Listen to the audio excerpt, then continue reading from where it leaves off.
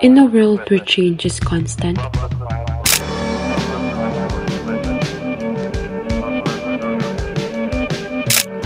the life of a jolly little boy shifted in the most unexpected way.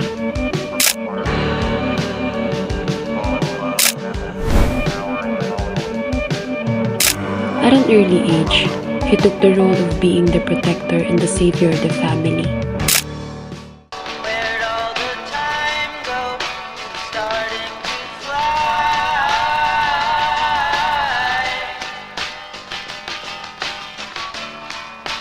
See how the hands go, waving goodbye.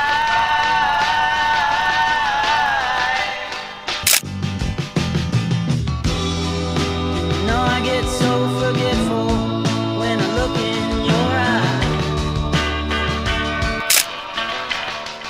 The life of Ricky Lavares, a 21 years old kuya of 2 younger siblings.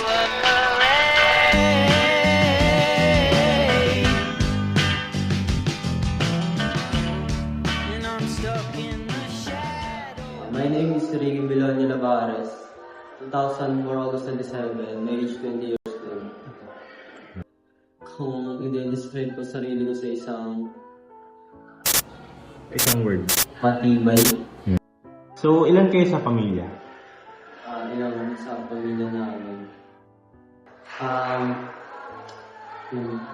Pito kami. Okay, so moving forward, Ricky, let's talk about your education. Kamusta naman yung pag-aaral mo throughout the years? Asa ngayon, ayos lang din. Marami ring pinagdadaanan sa buhay. Na-manage pa rin naman yung pag-aaral at kung anong takbo sa buhay labas o buhay loob man ng school. Binibigyan ko pa rin ng priority pa rin yung pag-aaral, syempre. Kasi mas kailangan ko yun in the future. Ano yung nakuha mong achievement sa journey mo sa school? Yung esports na yan, games na yan, mga mind games na yan, naging passion ko siya simula nung maliit ako kasi parang interesado rin ako sa computer, mga ganito ganyan.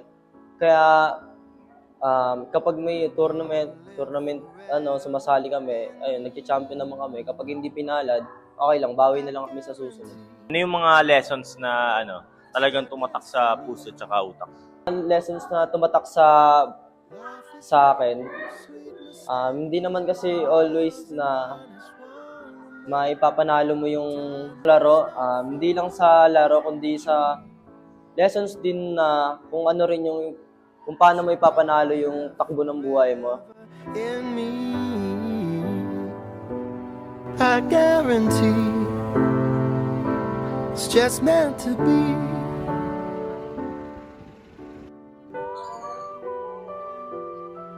Balikan natin yung buhay mo dati. Anong sobrang bata ka pa? Kamusta naman yung buhay mo dati? Ang buhay ko dati, buhay yung kompleto pa kami. Yung buhay na masaya pa talaga kami. Na talagang binibigay lahat ng luho ko nung maliit pa talaga ako. Kahit yung sabihin kong, bili mo ako niyan. Bibili niya agad ako. Kasi parang ayaw niya sa amin na na parang may nale-left out. Lalo na ako sa papa ko. Parang ayun, hindi nga ako nasasaktan nun eh. Street life na ako dati. Mas pinipili ko makipag-alubilo dun sa mga badyaw. Kasi yung mga badyaw na yun, parang naiisip ko nun, tawag dito, parang mas na-explore nila yung pinupuntahan nila. Kasi hindi ko pa alam na yung ibig sabihin ng badyaw nun na wala na silang patirhan pala, wala na silang sa kalsada na lang. Natutulog ako nun sa natutulog ako sa gilid ng kalsada kasama sila. Kahit walang karton-karton lang. Ayun yung ginagawa namin. Kahit okay naman yung pamilya ko, stable talaga kami nun. Lumagpas ako sa limitasyon ko. Ayun. Okay, so ano naman yung mga masasayang alaala mo noon kasama yung pamilya mo? Masayang alaala ko. Binibigay nila yung time nila sa amin. Dati, para kaming araw-araw gumagala. Doon nila pinaramdam sa akin na pinaparamdam talaga sa akin na mahal nila ako.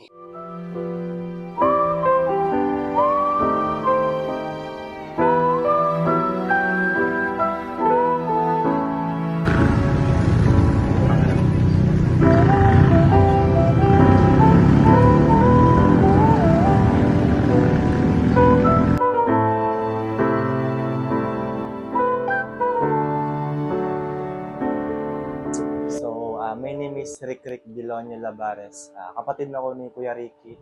Currently 20 years old. And nakatira siyempre sa Antipolo City. So, currently, nung mga kabataan kasi namin ng kuya ko, mas close kami kumpara ngayon. Siguro during sa technology ngayon na kuya ko kasi addict sa yan.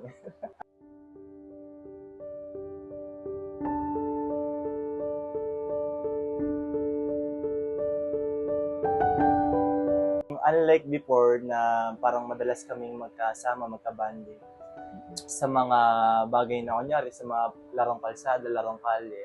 Ngayon, hindi nag-aano. Pero nung pandemic, back sa panahong 2020, 2021, is close talaga kami kasi pareho kami ng hobby paglalaro ng ML. Pero as of the moment, ganun pa rin naman siguro yung closeness pero hindi lang ganun madalas mag-spend ng time sa isa't isa.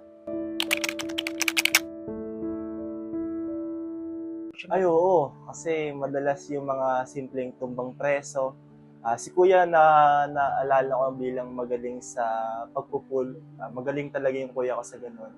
Na kumaga, Kuya ko kasi parang bata pa lang ako, hinahangaan ko na siya sa mga certain na bagay. Kung paano siya nga maglaro ng mga computer games, ng mga ano. Kasi meron siyang street smart kung tawagin na siguro sa akin hindi applicable.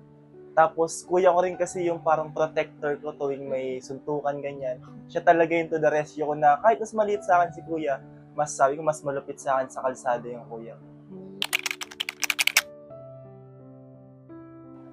Si kuya, ano ko talaga, alam niyo, familiar kayo sa may term na utol. Kasi yung ano po nun, yung tamang term po is kaputol, parang pinagbiyak na ano. Kasi bata pa lang kami, pinapagkakamalan kaming kambal. And yung kuya ko talaga parang siguro savior, parang tawagin, protector na parang pag wala akong mapuntahan, si kuya pupuntahan ko kasi hindi naman ako ganun ka-close sa nanay ko. And si Rihanna, nung kapatid kong isa is bata pa, parang ano talaga, brotherlyhood. Alam niyo yung parang patay kong tawagin. Na kapag yung mga magkasangga kayo sa lahat ng mga. So yung kuya ko talaga is bukod siguro sa kaibigan, parang bukod sa kapatid, parang siya yung pinakamalapit na tao sa buhay ko bukod sa magulang. Siya talaga. Naiyak na ako. My name is Rihanna Labares and kapatid ko po si Kuya Ricky and I'm 16 years old po and from Antipolo City po. Siguro po masasabi ko na okay na hindi okay since marami po nangyayari sa bahay na hindi ko po siya maintindihan minsan, pero ako nga po, as yung kapatid niya na bunso, kahit di ko siya maintindihan, iniintindi ko pa rin yung mga mood swings niya. Nagagalit siya for no reason, pero naiintindihan ko siya na hindi. Parang naiintindihan ko siya kasi marami siyang pinagdadaanan, hindi rin kasi bakit sa akin niya pinaparamdam niya. Ayun lang po, siguro okay po na hindi. Ayun. Siguro po yung kuya ko, protector po. Protector ko po siya since more on action po siya. Siguro po may nasasabi man po siya sa salita, pero nakikita ko naman po sa actions niya na yun nga po, pinoprotektahan niya ako, gumagawa siya ng way para iparamdam niya na mahal niya ako, kahit hindi po sa salita. Despite everything, Ricky never lost his jolly spirit. His smile remained his greatest strength. Isang ngiti na tinatago ang sakit.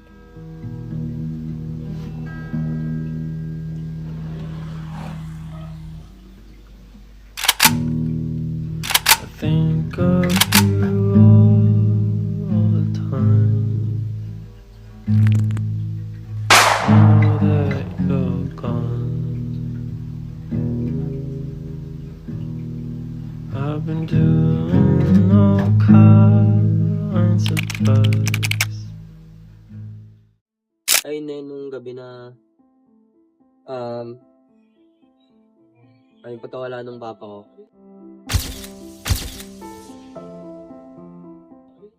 Na kasi lumabas ako na ako yung unang lumabas eh. Sinilip ko, ayun walang tao, pero nararamdaman ko na may something na parang bibiglayin ka ganun. Parang ayun na yung oras na yun eh. Ayun na yung pinakalimit ng threat eh. nabanta na meron nang nangyari. Nung pag ano ni Papa, paglabas niya, ako natakot na ako nun, kaya bumalik na rin ako eh. Pa, ganito ganyan, ikaw yung lumabas. Buksan na yung ilaw, ganito ganyan. Kasi hindi naman ganun kalaki yung bahay namin dati. Kumbaga, makikita mo na agad lahat kahit nasa labas ka eh. Yung pag ano, bago niya pamawakan yung, tumingin-tingin pa siya, nakita ko yun eh. May tinitingnan pa siya eh. Tapos, bago niya mawakan yung ilaw na yon, ayun, hindi niya natuluyan. Buong bahay namin, parang nagka-fireworks eh. Sobrang usok. Sobrang usok yung mama ko talaga. Talagang sumalag talaga siya. Alam niya na yung nangyari. Pag nakaganon talaga siya sa amin, no? Pag ano niya, kapaatras kami. Tapos sabay after nun, may sumunod pa na putok ulit. Lalabas na sana si mama. Biglang yumuko si mama eh. Ako narinig ko talaga eh. Sobrang panic si mama. Nung nakita niya ng umandusay si Papa. Nung nakita niya ng umandusay, ako nakita ko na rin eh, nakahiga na eh. Nung nakita niya na, sumigaw na si mama eh. Sabi niya, tulong, galit. Tulong, sigaw. Tapos hinahanap ni mama yung emergency call. Nung pinaka-call nung telephone ng mga sundalo. Sobrang tagal namin nahanap yung hotline na yun. Sobrang tagal, nakaipit pala sa pinakailalim nung drawer namin. Ako naghahanap na rin ako. Sabi ni mama, hanapin niyo na, anak. Sobrang iyak na si mama. Nung nakikita ko, may something dugo na umano. Ewan ko ba't nagkadugo. Nung nakita na ni mama, tinawag-tawagan, lahat ng number talaga ng hotline. Nang tulala na ako, hindi pa ako lumalabas eh. Hindi pa talaga ako lumalabas. Kasi parang hindi ko kaya. Sobrang daming dugo eh. Tapos si mama, nakatitik sa akin. Hindi niya na pero natawagan niya na yung sa hotline. Bigla siyang umupo. Tapos nakatitig siya sa akin. Hinawakan yung kamay ko talaga. Yan yung pinaka-naiyakan ko. Hinawakan yung kamay ko. Tapos, hinawakan niya yung kamay ko. Tapos nakatulala na lang siya sa akin. Hindi ko, expect na gano'n yung mangyari. Hindi ko, parang hindi ko kinakaya. Ay, naawa talaga ako. Di pa ako lumalabas. Di ko pa talaga nakikita yung yung pinaka mukha ng tatay ko. Nung inawakan ako ni mama. Nakatulala siya sa akin. Kala ko kinakausap niya ako nung oras na yun eh. Wala na. Na na siya. Ay no time na 50-50 siya. Ay na yung may pumasok na bulitas ng bala. Siya kasi siya shotgun nang gagaling yun eh. Dito, hanggang ngayon ay bulitas pa siya. Tapos, yung dito niya, butas yung dito niya eh. Nakita ko talaga eh. Ay, natamaan ng baril pala yun eh. Nung pagkalabas ko, nang lumo ako. Hindi, So, parang nung oras na yun, ayoko yung pakawalan ng papa ko eh. Nahawakan ko lang siya sa paa eh. Tapos, natatapakan ko na yung niya, yung dugo niya. So, sobrang nang lumo ako. Nung kapatid ko, inuna ko yung kapatid ko. Iyak na kami na iyak. Nung bangkay niya, binalikan ko na. Sobrang dami ng tao sa harap ng bahay namin. Sobrang nabablangko na ako. Yung pagkabalik ko yung mga tao, sobrang na sila sa akin, blurred na sila sa akin. Kumbaga, papa ko na lang yung ko eh. Yung nabivision ko talaga eh, nung oras na yun eh. Yung baril sa kanya, talagang di na siya bubuhayin eh. Kumbaga sa ulo lahat pinatama eh. Yung utak ng ng papa ko, nahawakan ko yun. Nung kinabukasan pagbalik namin, may mga utak pa na sumabog talaga eh. Hindi ako nakatulog noon. Hindi ko matanggap. Hindi ko expect na ganun yung mangyari. Grabe yung pot na gaalit na naiwan sa akin hanggang ngayon. Time na yun, parang pinagsasaksak na rin kami. Kasi, siya yung pinakalakas namin, papa ko eh. Siya yung best friend ko sa lahat eh. Nung naburol siya, sa police station siya naburol, nung after nun lahat, ang pinaka masakit pa na nangyari, nangako sila, ay makikita pa ni mama yung burol na yon, nangako sila tita kay mama. Kasi hindi pa naman tumatagal dun nung nung sa police station yung burol niya eh. Kahit kami, para kaming kawawa dun eh. Damit nga, walang dumating sa amin eh. Ina-expect namin ni damit eh. Magpalit kami, hindi namin nagawang magpalit. Ilang araw, di rin kami nakaligo. Hanggang sa kinuha nila yung burol ni Papa. Eh, hindi ko matanggap. Hindi pa nakita ni Mama yung burol na yon. Kaya galit na galit ako sa pamilya, side ng family nung kay Papa. Sobrang nagsinungaling sila kay Mama. Kaya grabe yung galit ni Mama doon. Parang nung oras na yun, nung kinuha yung burol ni Papa, iniwanan lang din kami na wala. Kung wala nang nangyari sa amin. Eh, kahit makita lang ni Mama yung burol, hindi pa nangyari. Hindi niya man lang nakita kahit ni Paa eh. Kahit ni Kabaong, wala eh. Sobrang nagsinungaling sila. Naging malakas si Mama, pinakita niya yun sa amin. Naging inspirasyon namin si Papa nung pagkamatay niya. Kaya ngayon ngayon yung kwento ng buhay ko di ko yun kakalimutan. Mas ginagawa ko motivation, mas ginagawa akong sense yung pagkamatay niya. Alam namin na may kapalit lahat yun. Kinaya namin na mabuhay ng kahit na wala si Papa. Kaya si Mama, poprotekta namin siya. Ayun kapangako kay Papa. Poprotekta namin si Mama. Aalagaan namin, lalo na yung mga kapatid ko, aalagaan ko yan, siyempre. Hindi Mama, mahal ko.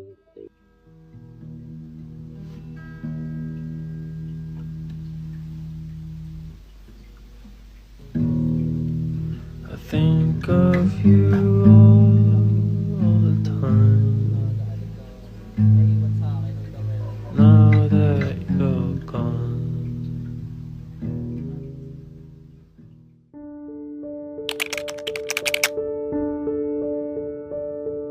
Siguro paano ba? Una kasi after ng incident, hindi ko talaga maintindihan yung kuya ko. Kasi para siyang naging distant ng hindi ko alam. Parang siguro yung incident na yun, masyado pa naman kami mga bata.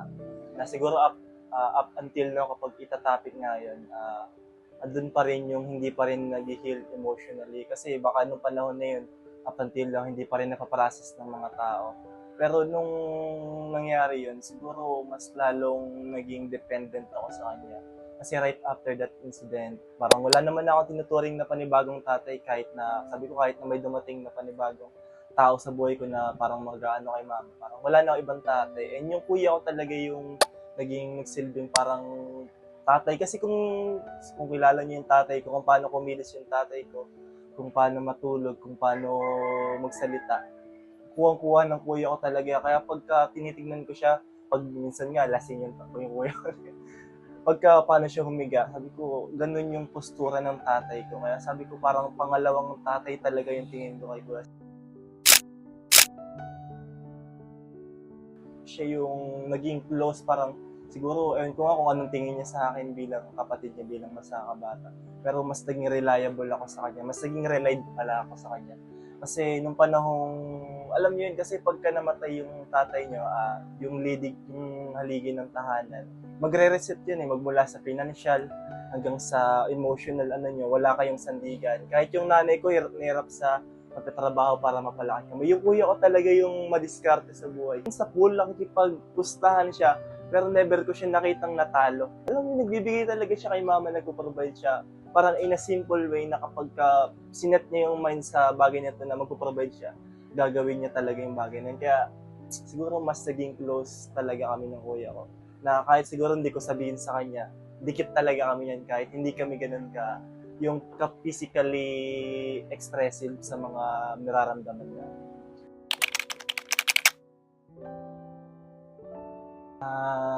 Siguro, gitna no? Kasi, feeling ko naman kung sa akin, personal na ano ko, nagpa-strong talaga siya in short of time. Kasi, nung panahong namatay yung papa ko, siya yung, very dependable na tao. Pero as the time goes by kasi, parang nag-grow tayo as a person, nagiging independent din tayo on our own. Na may pagkakataong si kuya, hindi na siya nag-express ng nararamdaman niya. Hindi na nga siya nagsasabi sa akin. Parang dun din, natuto kami parang mag-separate ways. Pero hindi kami yung parang naging sa may bonding namin.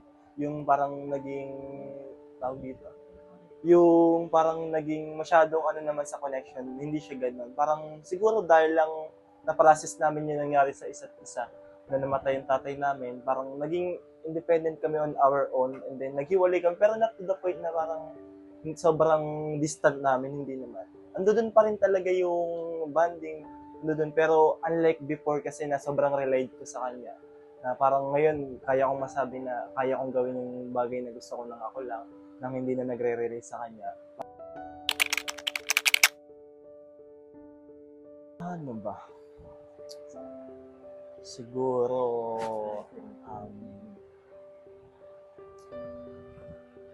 kung titingnan ko mula sa nung namatay si Papa, ano talaga siguro, Savior, tagapagligtas. Actually, masyadong mabigat yung word na Savior, pero gusto ko talagang ibigay sa kanya yun. Kasi, parang, hindi ako maging ako ngayon kung hindi ko siya naging kuya. Kasi I know yung sacrifices niya, I know yung mga bagay na ini-endure niya up until now na hindi niya kasi sinasabi sa akin, sa amin. Yan lang po.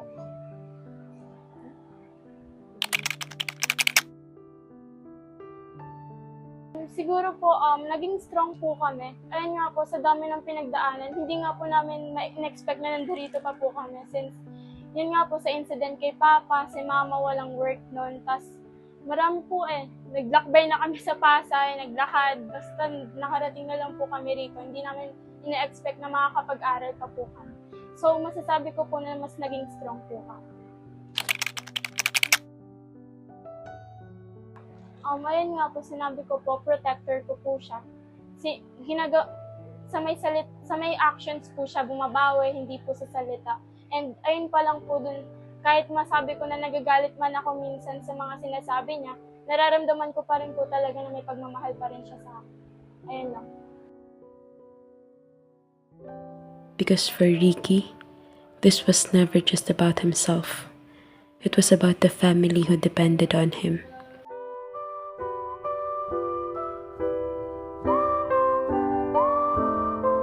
The silent promises he carried, and the love na nagbibigay sa kanya ng lakas para patuloy na tumayo kahit na pakiramdam niya gusto na niyang bumitaw.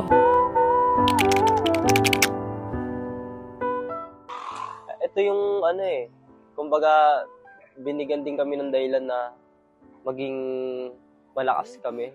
Yung nanay namin, si Mama. Si Mama yung pinaka namin, parang depensa namin sa lahat. Siya yung tumayong sa amin, tatay na simula nung nawala yung papa ko . Kumbaga, inako niya na lahat . Kumbaga, kahit na natutulog na kami sa sa jeep, simula nung namatay yung papa ko, di kami iniwan ng mama ko. Na di dapat namin iwanan yung isa't isa. Maging malakas lang kami. Nung time na yun, na umuwi kasi nasa Pasay pa kami nun . Ang ginagawa ko, titinda ako ng bibingka. Ngayon, pag naubos ko yun, ganito. Kasi paldo-paldo ako. Lagi ko yung pinapakita kay mama na ito, may kita ko ganito, ganyan, may pangkain ako. May sariling pangkain ako. Hindi ako nangingi nung maliit ako . Alam ko kasing mahirap na yung buhay nun . Kahit 5 piso nga, di ko mahingin sa magulang ko . Kapag ako, nung maliit ako, dumidiskarte talaga ako. May sarili akong diskarte. Kumbaga, parang ginawa ko ng lahat . Nag-ano ako nangalakal ako . Nung maliit ako, nangalakal, nagawa ko rin gumawa rin ako ng mali, nagnakaw ako noon. Ang hirap na ng buhay namin. Habang si Mama noon, na-realize ko na Nagtatrabaho siya. Sinasahod niya parang 100, 150 ata, 100. Per day yun. Inaako niya na yun. Tapos, para sa amin, kakain lang kami. May makain kami. Ang ulam lang namin, itlog. Tig-isang itlog kami. Kasi, yun lang yung kaya eh. Siya sabi niya na sa amin na, siguro, ganito, itlog lang muna tayo. Ayun, na-appreciate ko lahat ng bagay na nangyari sa amin. Kahit papaano, nakakain na kami ng medyo mahal-mahal, no. Yung pension namin, unti-unti na namin naasikaso ng maayos. Ayun, na inaano lagi ni mama na kahit, ayun na, may kailangan i-look forward lagi namin yung nangyari sa amin noon. Hanggang abang nakikwentuhan na rin namin na magkakapatid kami na-realize namin na grabe rin yung pinagdaanan namin. Kumbaga, sobrang hirap. Lalo na nung napag-usapan na namin. Wala nung si mama, napag-usapan namin siya na grabe rin yung hirap ni mama nun. Hanggang kami na sa susunod yung magiging lakas niya. Siya, magpahinga na lang siya, ganyan. Ayun yung iniisip namin. Anak niyang dating tinutulungan. Ngayon, kami naman yung tutulong. Ayun yung strength na binigay sa amin. I guarantee. Just wait and see.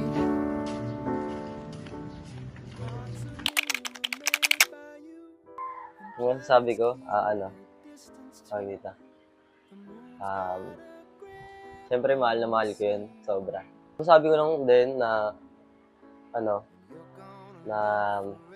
palaban si mama. Message ko, mahal na mahal ko si mama.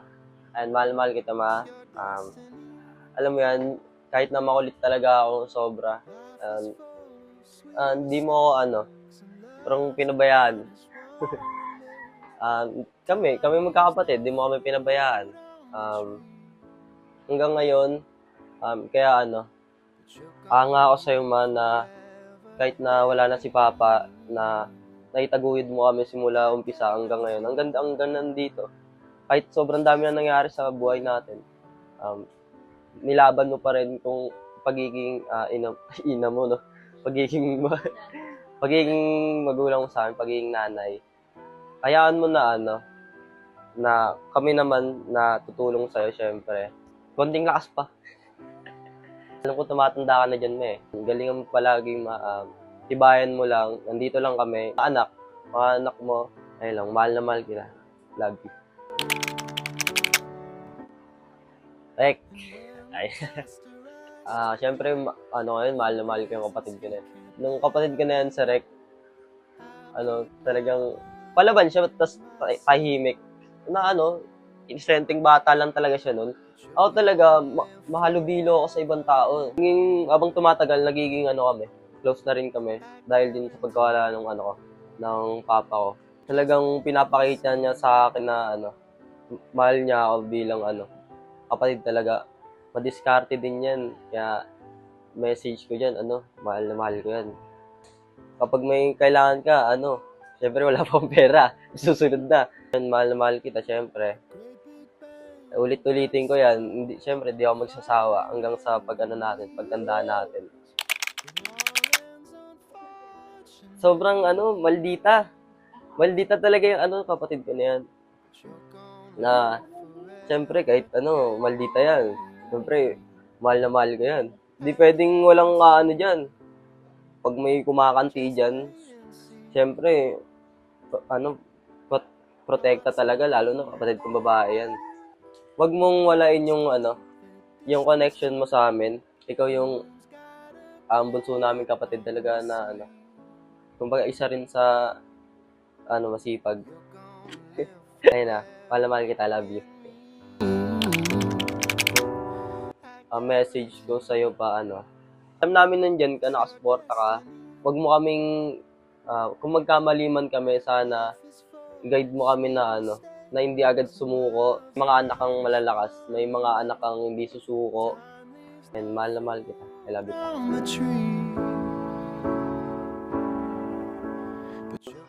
Plano ko after graduation, magtrabaho muna. Isa lang yung nagsisusustento sa amin which is si mama lang talaga Ilan kami pinapaaral ni mama. 6. Bali, 6 kami pinapaaral ni mama. Sinabi ko na rin yun kay mama na magtrabaho na lang talaga muna ako. Tulungan muna yung mga kapatid ko. In 10 years, siguro na nagtatrabaho pa rin talaga ako. Siguro masaya ako dahil sa 10 years na yun, nakapagtapos na yung kapatid ko, bunso. May mga trabaho na yun, masaya na ako doon. May maayos na buhay na rin kami nun. After 10 years. For reasons he can't marry you. Yung maliit pa ako, nakikita ko kasi yung papa ko na parang ginagampanan niya yung kung anong pagiging niya, pulis niya. Doon pa lang nakikita ko na kung bakit isa rin yung gusto kong maging pulis. Siya yung role model ko sa buhay na bakit ko gusto mag-PMA, PNPA, ganyan. Kung bakit yun yung kinuha ko. Dahil yun yung pinapakita niya sa akin na deserve ko din yung ganung pangarap. Ako gusto ko talaga. Walang pilit. Role model ko na, motivation ko na yun. Kumbaga, papa ko na yun. Just wait and see. We hear different stories about other people's lives, and we learn with it. Everyone can act tough, standing like an iron wall, not showing emotion at all. Either you take on the responsibility or abandon those who depend on you. But he chose to live and stay despite the pain he endures and knowing the weight he needs to carry on his shoulder. But through all the colors he felt, he'll surely always be there. Seryoso na. 1, 2, 3, go.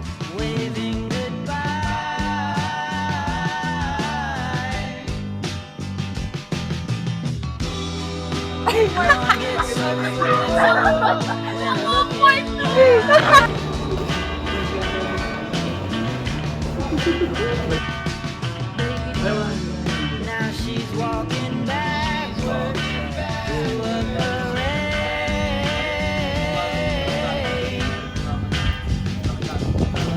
And I'm stuck in the shadows, locked in the shade.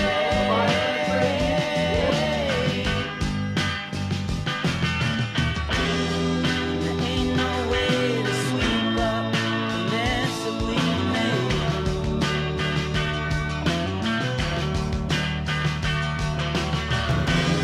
She gets dressed up like a pillow, so she's always in bed. Game na. Uy, okay lang.